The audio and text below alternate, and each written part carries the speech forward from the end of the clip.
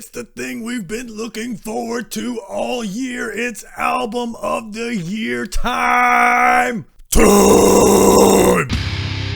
Welcome, metalheads. I'm the host of Heavy Metal Philosophy and writer for Metal Digest, John Barbas. It's album of the year time. This year, I'm going to do it different. I'm going to do a top 10 instead of breaking it down genre by genre. At the end of the episode, I'll tell you why I decided to do it that way this year, and also the riff of the year. If you've been listening to the podcast all year, you know I do the riff of the week every week. Well, now it's album of the year time, and we've got riff of the year. So make sure you stick around to the end of the episode for this year's riff of the year. Intros out of the way, let's do number 10. For my number 10, I chose Septicflesh with Modern Primitive. The reason why I love this album so much is it's symphonic death metal. But unlike a lot of other symphonic death metal bands, the symphony isn't just an afterthought. The symphony doesn't just add cool vibes to the death metal that already exists. Septicflesh writes their songs with the symphony in mind. So the riffs and the orchestra, they all work together. There's space in the riffs for the string section and the horns to operate in the margins. And then all of the rhythm is so bombastic, which just adds to the symphonic nature of it. It sounds so evil. And they've got two vocalists. One does the super brutal death metal vocalist, and the other one sounds like a villainous henchman that is doing the bidding of an evil wizard. And it's catchy and melodic, and I just can't say enough good things about Septicflesh, Modern Primitive, and that's why it's on the album of the year list. For my number 9 pick, I'm picking Elsitos with Pre-Agonal. This is the only black metal album I've ever listened to where I was also bobbing my head like this. Most black metal, it just sounds evil, and I like the vibes of it, but it never makes me bob my head like this. If you're listening audio only, imagine somebody listening to a rap song, and that's the way I'm bobbing my head. Not necessarily headbanging, I'm just grooving to it. Who ever imagined black metal with groove? I think the reason for that is when I'm listening to this album, a lot of the rhythm guitars and the drum patterns seem like they're influenced by classic heavy metal. Yeah, there's a lot of tremolo picking and the classic black metal lead work, but the rhythm guitars and the drums in the background have actual riffs. It's not just play one note really fast like a lot of black metal's punk influences. This is more heavy metal influences. So there's melodic riffs and groovy drums, and there's these excellent melodic sections, but it is absolutely true Cavault, because none of the songs have album titles, just 1, 2, 3, 4, 5, 6, and I couldn't tell you which song is my favorite because of that. And the vocals are totally black metal, but they don't do that high fry scream that sounds like a witch. It sounds brutal, but it's right in that black metal lane without mixing genres. Just listen to this. This is stand out music without, oh, we need to mix genres to make us stand out. No, it's just excellent. Excellent black metal. And that's why it's on my album of the year list. Speaking of black metal, the only other black metal album on the list this year, Zeal and Ardor. Their self-titled album blew me away this year. I actually discovered this band last year, opening for Mastodon and Opeth, and to me, they were the highlight of the show. Yeah, Mastodon probably put on a better live performance, but Zeal and Ardor put on a better live performance than Opeth. But what blew me away was the music. I had never heard this band before, and it's this mixture of black metal and industrial and blues. It sounds like if the slaves that were doing their field chants back in the slave days of America, instead of embracing Jesus, decided to embrace the devil. There's all these industrial grooves, and then the black metal evilness, and you'll get those fry screamed black metal vocals, and then behind them is a blues call and repeat clean vocal chant.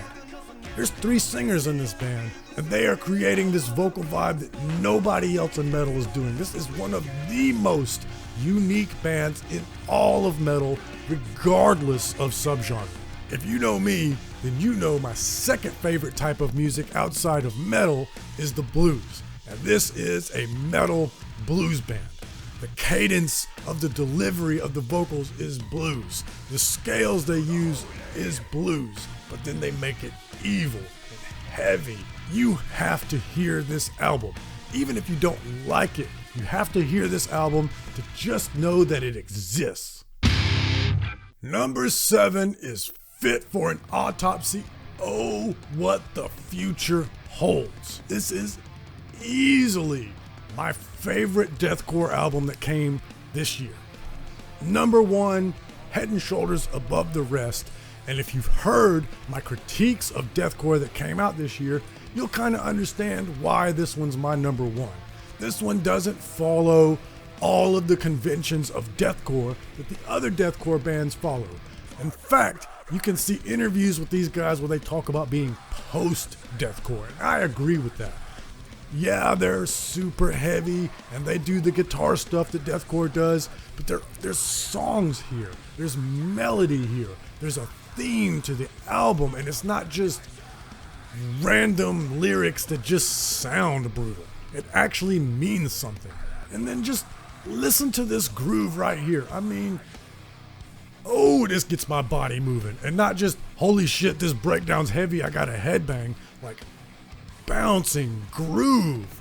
You don't hear that in deathcore because they're not limiting themselves to just that deathcore genre. They're bringing in other stuff, and that's why I love this album so much. There's a lot of Gojira influence on this album, but there's a lot of influences from other metal as well, making them sound like other things but also sound unique, not just being pigeonholed into that genre.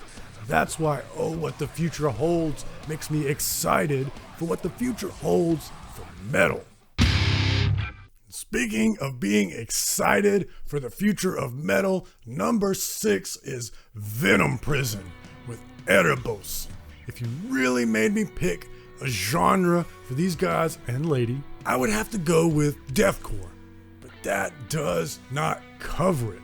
In fact, it could be argued that they're more death metal than they are deathcore, and the reason why there would be a debate on what genre they are is because when you listen to this album, you can hear that this is an encyclopedia of influences from different metal. You can hear classic heavy metal on this. You can hear melodic death metal on this. You can hear death metal on this. You can hear deathcore on this. You can just tell that these guitar players they just love metal, and they listen to all kinds of metal, and it bleeds through in the choices that they make in the songwriting. And that also makes for an album full of songs that all sound different and unique while still sounding cohesive. They definitely have that Venom Prison sound. Larissa's vocals are just so good, so heavy. Even on a song like Pain of Osius, which can get pretty at times, it's still so heavy. So they have the pretty song on the album, but it's not, oh, here comes the pretty song. You don't skip it, you go, yeah, I'm into this because this is heavy too. Now we are in the top 5. And if you've seen the quality of 5 through 10, you can tell how hard this was for me. There's so many bands that I wanted to include, and I'll talk about my strategy for who I included and who I didn't at the end of the episode. But let's talk about number 5, Fallujah, Empyrean. This, to me, is the pinnacle of tech death. If you've been listening to the podcast for a while, you've heard me complain about how a lot of tech death can sound same, and robotic. And the reason for that is because all the members of every tech death band are virtuosos, and they're trying to show off how technical they are. And when you get that fast and that technical, you wind up actually limiting your choices musically. When you're playing as fast as humanly possible, you become a slave to efficiency. When you're playing an arpeggio at 4,000 beats per minute. You don't have time to skip a string or not hit the next ascending note in the scale. It's about efficiency when you play that fast, and that's why these riffs in tech death, they sometimes sound the same or they don't sound exciting because it's just 1, 2, 3, 4, 5, 6, 7, 8. It's just real fast, no time for any sort of choices. Fallujah slowed it down just a little bit.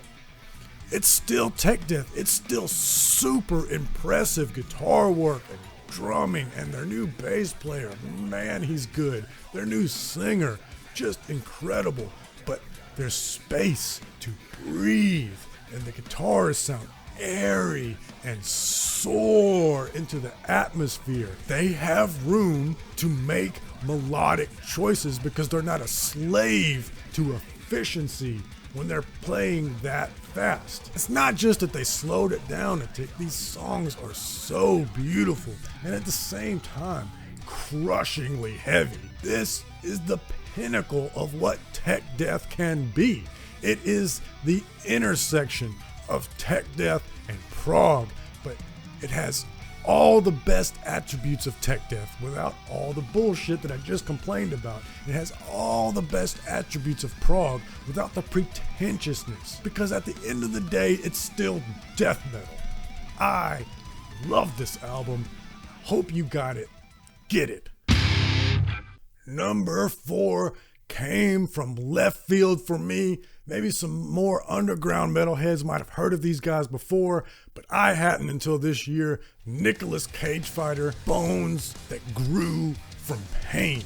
If you would have told me last year there's this band called Nicolas Cage Fighter and you're gonna become obsessed with them, I'd have been like, I doubt it, because I'm a serious person. Well, don't let the name fool you. The only joking matter is their name. This is seriously heavy metal, stupidly brutal. You might get CTE from listening to this album. It's all the heaviest parts of death metal and deathcore, and then you put on the aggression of hardcore punk on top of it. Put a little slam in there, just every bit of the most heaviest parts of those 4 genres and crush them together, take all the fluff out, and you get one of the most aggressive, rushing albums that came out this year. And not only that, but the subject matter is serious. Listen to the song Foundation, and the fuck you to the system that this song does makes the riffs even heavier. Yeah, their name sounds funny, so what? This is a serious band that you should put serious time into on your record player. That's right, get the vinyl on this one, it's that good. Number 3, Dream Unending with Song of Salvation. Dream Unending was my 2021 Doom album of the year. Tide Turns Eternal, to me, was a masterpiece, and I didn't think that Doom could get any better than that. Well, it seems like the dudes from Dream Unending were like, wow, we did a good job with that. Let's do even better, because Song of Salvation is Tide Turns Eternal cranked up to 11. And I don't mean cranked up to 11 because it's faster and heavier. I mean because it's more shimmering and wobbly and wet. The reverb is just thick, and the atmosphere, it feels like you're in high humidity because it's just bearing down on you, but not in a suffocating way. It feels good. It's like relief. It's like you were just in the cold and then you come into someplace warm, and it just feels good. I haven't felt this good listening to a metal album, and I can't remember when. It's not just, it's atmospheric and it sounds pretty. There's just so much that scratches all of my nerd musician itches. There's guitar solos that are just soaring all over the place. There's film noir trumpets. There's spoken word poetry. And it seems like the drummer got more comfortable on this record than the first record. You know, the first record, I guess they were like, well, this is Doom. It's got to be slow. Well, on this one, he's like, maybe I can pick it up a little bit. So there's a couple of sections with energy. Now, it is Doom. It never gets into death metal category energy, but it moves a little bit more. I did not think that any Doom band would be able to top Tide Turns Eternal, but Dream Unending did. Number 2, Tribal Gaze, the 9 Choirs. All of my picks all year on my top 5 albums of the week episodes, all of my picks so far on this album of the year episode, I talk about what the bands are doing different outside of their subgenre from the other bands. Well, Tribal Gaze does nothing different. These guys are solidly death metal. I'm not going to tell you, oh, they're death metal mixed with deathcore, death metal mixed with jazz, blackened death metal. No, it is 100% pure death metal. The reason why they rank so high above all the other bands is because they're the fucking best at it. You know, a lot of bands, they need to mix genres to sound different. These guys sound different from the other death metal bands because they're just better. They do death metal at its pinnacle. All of you OGs, y'all need to bring Tribal Gaze on tour. I want to see Cannibal Corpse tour with Tribal Gaze. I want to see Immolation tour with Tribal Gaze. These guys are the next best death metal. I made an episode earlier this year with my top 3 new death metal bands, and I still stand by that. Those 3 bands I mentioned are the cream of the crop. But after I recorded that episode, I heard Tribal Gaze, and I was blown out of my boots. This is easily the heaviest pure death metal album that I've heard this year. The grooves are disgusting. I mean, get down in the sewer and wallow in feces. Disgusting. The whole time you listen to this album, your lip will be curled up like Elvis. It'll just look like you smell something bad. You can't believe how filthy these riffs are. Moment you press play on the opening track till the time the last track ends, you will be moving your head. There's no filler. It's non-stop. Fucking bang your head, move your shoulders, involuntarily headbanging. You don't have a choice. All right, number 1 is coming up, followed by the riff of the year. But before we do number 1, if you're new here, if you love metal the way that I love metal, hit subscribe, because that's all we do here. Metal and the philosophy that underpins metal. We're talking about new up-and-coming bands, breaking down all the best new metal every week. 2023 is going to be no different, so hit subscribe. If you like any of these bands, hit like. No more delay. Let's do number 1. Now, if you've been listening to this podcast for a long time, number 1 for me will come as no surprise to you. Y'all know I have been absolutely obsessed with Hath. All that was promised. To me, this is easily the best album that came out this year. It came out early in the year, so you know there's no recency bias. This album just does everything for me that I love so much. It's blackened death metal. It has all the best parts of each genre that I love so much. This band came on my radar with one of the earlier albums of Rotten Ruin, and then of course Hive, and it really sounded a lot like early Opeth to me. And I love early Opeth. So I was like, fuck yeah, this is a band that I'm going to follow because I love this sound. Well, with all that was promised, they transcended that. Well, they sound like Opeth. They're starting to develop their own sound. Now, to be fair, that process actually started on those earlier albums I mentioned, but now it's coming to fruition. Now they don't just sound like open. Now they sound like half. I can hear what they're doing and go, that's half. I don't go, oh, that sounds like open. Riffs just have so much movement and layers. I really admire the way that they recorded this album. You know, it sounds like it was written with just two guitars, but then the recording, they layered those same two guitars that make it sound so huge. And then you've heard me rave about it a million times.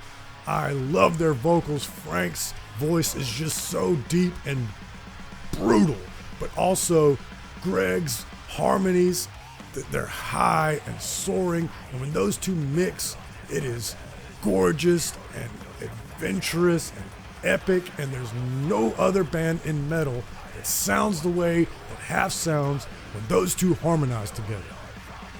And it doesn't sound poppy and pretty, it sounds awesome. It sounds triumphant. The lyrics just hit me in the right spot. When they sang, and he spoke my true name, idolater. Oh, damn, that's cool. Half.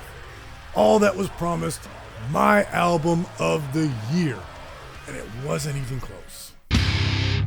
And now that you've heard the album of the year, as I said in the intro, I want to tell you why I decided to change the way I do it this year. And then, of course, at the end of the episode, we're still going to have the riff of the year. And it's not Half, it's somebody else. So stay tuned. Last year, I broke it down by category. I had the best stoner metal album. I had the best modern album. I had the best prog album, best black metal, best death metal. And the reason why I did it that way last year is because I didn't want to just pick one album of the year. Last year was such a great year for metal, and this year was even better. I mean, we started the year with Fit for an Autopsy, Venom Prison, and Half. That's how the year began. So we are in the middle of a renaissance in death metal. And again, I didn't want to just pick one band, but the problem is, even breaking it down by category, I left out a lot of bands that I wanted to be in there. For instance, last year, my death metal album of the year was Carcass. Well, last year, we got a new Cannibal Corpse record. Last year, we got a new 200 Stab Wounds record. That 200 Stab Wounds was in that episode I alluded to earlier, my top 3 best new death metal bands. In fact, I ranked them number 1. Slave to the Scalpel is incredible. But I had to pick Carcass. You'll notice my list this year is full of death metal bands. That's because I love death metal. And it was really hard for me to just pick one death metal album of the year. It was a lot easier for me to just do my top 10 and not worry about what subgenre they are. And last year's episode was an hour long because I did so many subgenres. I'm trying to keep this one short. And just doing 10 bands made me able to do that. Now, the drawback of that strategy is, again, I left out so many great bands. I mean, I didn't even talk about the new Meshuggah album. I didn't talk about Psy. Psy's new album this year was incredible. I've never heard anything like it. The new Broadhog Epicenium, that could easily have been on my top 10 this year. It's so good. But if I go past 10, it'll just take too long. So my question to you is, which strategy do you prefer for 2023? Should I go with the 2021 strategy and pick the best from each subgenre, or should I go with the 2022 strategy and do top 10? Either way, you're going to get album of the year. Last year, it was Rivers of Nile, The Work. This year, it's Hath, All That Was Promised. But the other albums, which do you prefer? Let me know in the comments. Now, before we close the episode, we have to do the riff of the year. Every week, I do the riff of the week at the end of the podcast. Well, this is the album of the year episode to close out the year. So we got to do riff of the year. Last year's riff of the year was Condemnation Contagion by Cannibal Corpse. That is one of the all-time most heaviest riffs. I cannot get enough of that riff. Well, this year I'm going with Based Ecclesia. This riff is heavy and groovy. It just makes me want to get down low to the ground and just crank my body into an uncomfortable position. I could listen to this riff on loop all day long. All day long. Best riff of 2022 from one of my top 3 best new death metal bands, Based. Please give me a full album next year so I can talk about y'all on the AOT. Why? Y'all got a great EP this year. I need a full album. I need a tour in the US. Come on, Based. Now, before I end the episode, I got big plans for 2023. Y'all have seen the improvements that I made in 2022 over 2021. I'm going to keep on improving this show to the best of my abilities. It may take some time because I'm limited on time and resources, but I'm going to do it. I'm going to make this the best show I possibly can. So thank you so much to all of you that subscribed this year. All of you that viewed this year. I have exceeded my expectations, and it's all thanks to you all. So I hope that you have an incredible Christmas, and I hope you have an amazing new year, even better than this year. All my best wishes for you all, but most importantly, read philosophy, listen to metal. I love you.